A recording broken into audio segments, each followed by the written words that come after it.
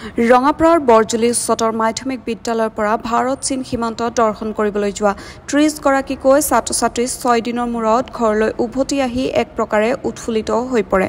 ছাত্ৰ-ছাত্ৰীসকলে পোনপ্ৰথমবাৰৰ বাবে একা-বেকা পথৰে গৈ চুবুৰীয়া ৰাজ্য তথা প্ৰাকৃতিক সৌন্দৰ্যৰে ভৰপূৰ অৰুণাচল প্ৰদেশৰ বিভিন্ন ঠাইৰ লগতে সীমান্ত অঞ্চল পৰিদৰ্শন কৰে। ছাত্ৰ-ছাত্ৰীসকলৰ সৈতে অভিভাৱক হিচাপে শিক্ষক সঞ্জীৱ গোস্বামী আৰু প্ৰীতি মুভি গৈছিল। যোৱা 4 ডিচেম্বৰত ঠাকুৰবাৰীস্থিত ভাৰতীয় সেনাবাহিনীৰ ছাউনীৰ পৰা যাত্ৰা কৰিছিল 30জনীয়া দলটোৱে। উল্লেখ্য যে ভাৰতীয় সেনাবাহিনীৰ ঠাকুৰবাৰীস্থিত 6ষ্ঠ ৰাজপুতনা ৰাইফলছৰ 77 মাউণ্টেন ব্ৰিগেডে অপাৰেশ্যন সীমান্তৰ অধীনত সীমান্ত দৰ্শন কৰিবলৈ লৈ গৈছিল বিদ্যালয়খনৰ ছাত্ৰ-ছাত্ৰীসকলক। সীমান্ত দৰ্শন আঁচনিৰ অধীনত সেনাবাহিনীয়ে ছাত্ৰ-ছাত্ৰীসকলক সাজ-পোছাক, খোৱা থকা আদি সকলো ব্যৱস্থা কৰিছিল।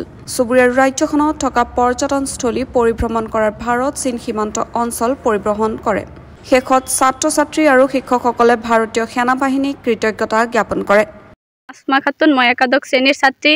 মই এতিয়া ক'বলৈ খুজিছোঁ যে আমি আৰ্মিৰ ফালৰ পৰা সীমা দৰ্শন টুৰৰ কাৰণে ওলাইছোঁ। আমি কেনেকৈ গ'লোঁ বা কেনেকৈ পালোঁ বা কেনেকৈ খালোঁ, কেনেকৈ ফুৰিলোঁ, চব কথা মই ক'বলৈ ওলাইছোঁ। আমি বৰজুলি হাইস্কুলৰ পৰা ওলাই কিনে আমি ৰাঙাপাৰা ঠাকুৰবাৰীলৈ গৈছিলোঁ। ৰাঙাপাৰা ঠাকুৰবাৰী আমি খাই বৈ কিনে দুপৰীয়াৰ খাই কিনে টেঙালৈ ওলাই গৈছিলোঁ। পাছত টেঙা এক ৰাতি থাকিলোঁ। টেঙা থাকি কিনে পাছত আকৌ পিছদিনাখন গ'লোঁ বমডিলা গৈছিলোঁ। বমডিলা গৈ কিনে তাত চালোঁ চিলাটপ চালোঁ, বমডিলা চালোঁ আৰু মাধুৰী লেক চালোঁ আৰু টাৱাঙৰ ফালে গৈছিলোঁ। টাৱাং গ'লোঁ। টাৱাং গৈ কিনে বৰ্ডাৰ চালোঁ, জাছমানগড় চালোঁ। মানে তাত গৈ কিনে জাং ৱাটাৰফল চালোঁ। বহুত ভাল লাগিছে। আমি বৰজুলি উচ্চতৰ মাধ্যমিক বিদ্যালয়ৰ তৰফৰ পৰা ইতিমধ্যে সীমা দৰ্শন টুৰ বুলি আৰ্মিৰ 6 ৰাইফৰ নেতৃত্বত গোটেই অৰুণাচল প্ৰদেশৰ বিভিন্ন ঠাইত পৰিভ্ৰমণ কৰি আহিলোঁ।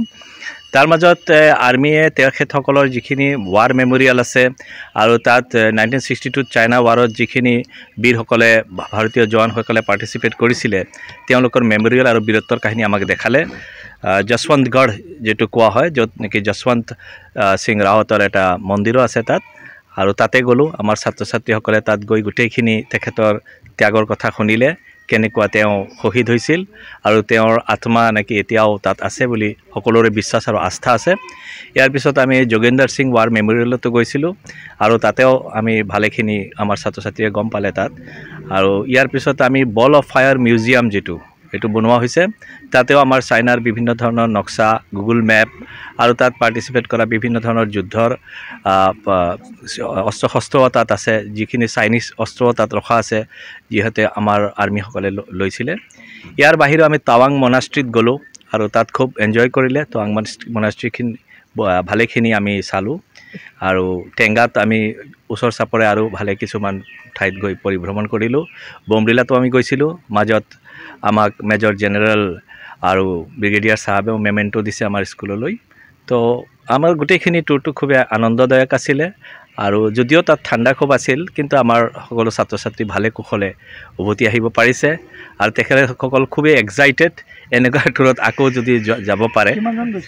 আমি 30জন ষ্টুডেণ্ট আছিলে, যাৰ মাজত 16জন ছোৱালী আৰু 14জন ল'ৰা, আৰু টিচাৰ হিচাপত মই আছিলোঁ আৰু মেডাম প্ৰীতি মোদী আমাৰ বিদ্যালয়ৰ আছে।